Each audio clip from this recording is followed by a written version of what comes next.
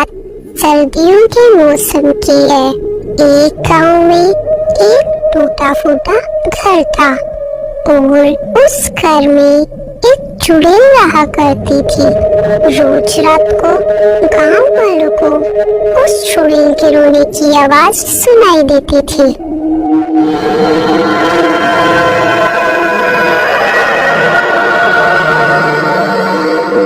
एक दिन कुछ गांव वाले ऐसे ही आपस में बातें कर रहे थे, तभी उन्हें कुछ आवाजें सुनाई देने लगती है।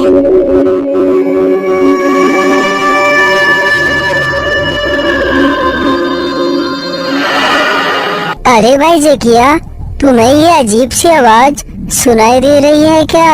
हाँ भाई मनोज, मुझे भी आवाज सुनाई दे रही है, जैसे कोई जोर जोर से रो रहा हो।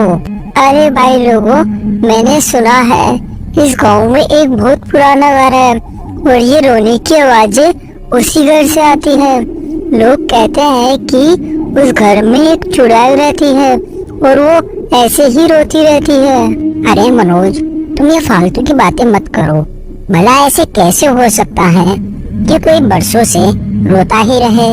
बस ये अपने गांव वालों की अफवाह है। फिर उन्हीं के साथ खड़ा रामू बोलता है, अरे जिज्ञा भाई, ये मनोज बिल्कुल सही कह रहा है।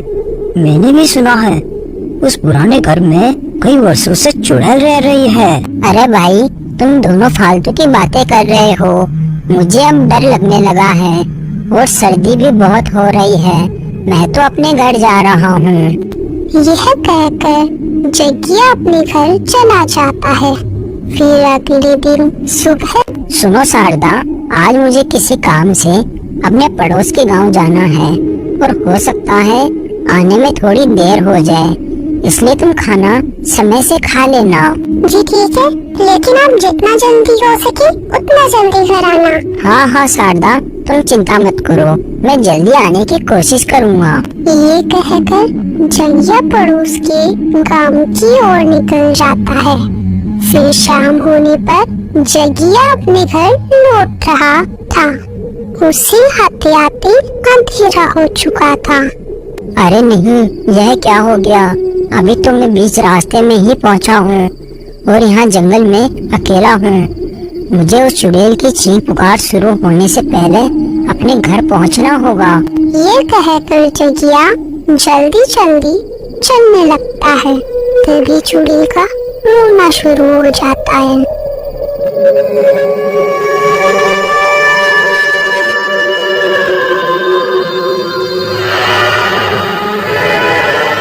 चुड़ैल की आवाज सुनकर जग्गिया डर जाता है, लेकिन वो डरता डरता अपने गांव की ओर चलता रहता है और उधर चुड़ैल को जग्गिया के कदमों की आवाज सुनाई देती है।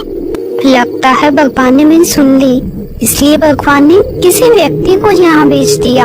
ये व्यक्ति जरूर मेरी मदद करेगा। इतना बोलकर चुड़ैल वहाँ से गायब होकर जग्गिया के सामने चली जाती है।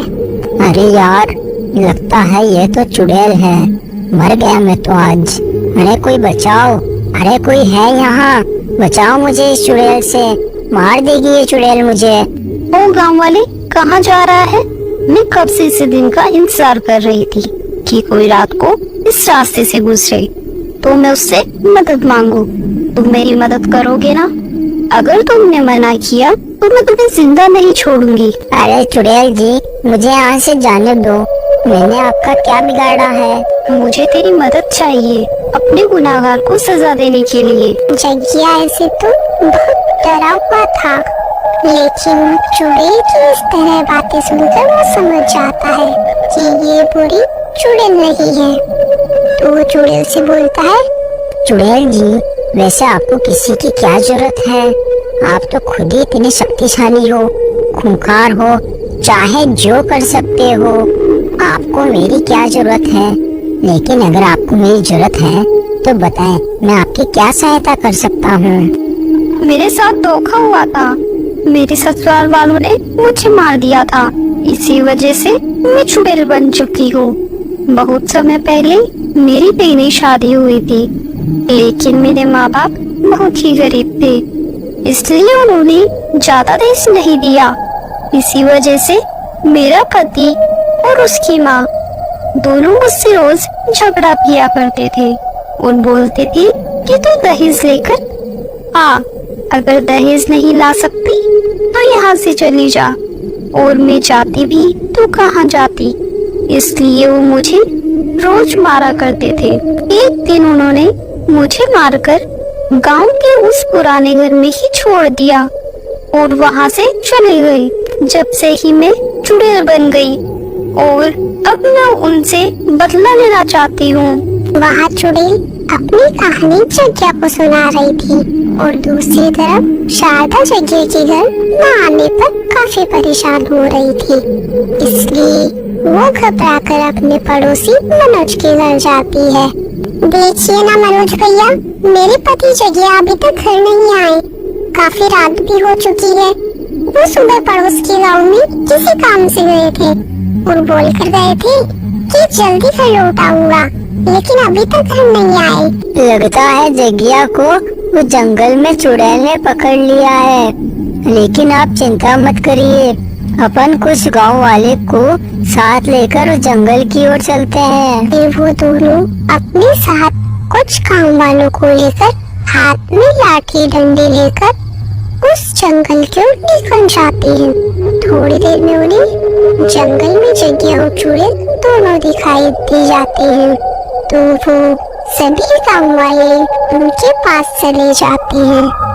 सभी गांव वालों के हाथ में लाठी डंडे देखकर चुड़ैल डर जाती है, तो जग्या बोलता है, अरे भाई लोगों, तुम चिंता मत करो, ये कोई बुरी चुड़ैल नहीं है, तुम इसे कुछ नुकसान मत पहुंचाना।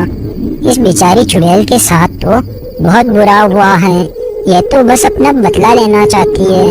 हम सभी गांव वालों को मिलकर इस चुड़ैल की मदद करनी चाहिए। फिर जग्या सभी गांव वालों को चुड़ैल की पूरी कहानी बता देता है। बताइए चुड़ैल जी, हम आपकी किस तरह से मदद कर सकते हैं? हम सभी गांव वाले मिलकर आपकी मदद जरूर करेंगे। आप बस इसी तरह मेरे पति और सास को यहाँ ले आओ, बाकी सब मैं देख लूंगी। ठीक है चुड़ैल जी, हम कल ही आपके पति और सास के पास जाएंगे और उन्हें यहाँ लेकर आएंगे। इतना बोलकर सभी गांव वाले अपने घर चले जाते हैं। अगले दिन सुबह होने पर जग्या और मनोज दोनों व्यापारी बनकर शहर में चुड़ैल के पति के पास जाते हैं। सेठ जी, हमें हमारी कुछ जमीन बेचनी है। हमारे पास बहुत बड़ी जमीन है, लेकिन हमें अभी पैसों की जरूरत है, इसलिए हम अभी जमीन बेचना चाहते हैं।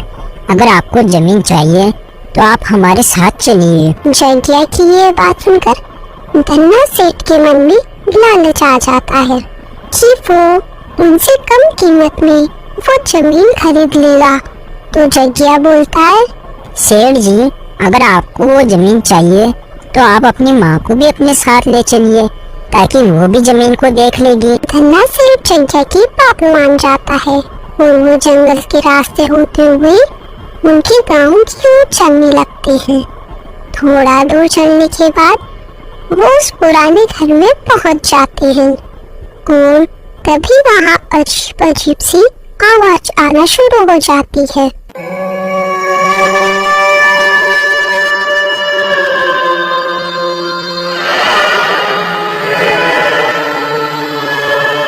अरे गांव वालों, तुम दोनों मुझे कहाँ लेकर आ गए हो? यहाँ तो लगता है कोई चुड़ैल है। धन्ना सेठ कितना बोलते ही वो चुड़ैल वहाँ आ जाती है।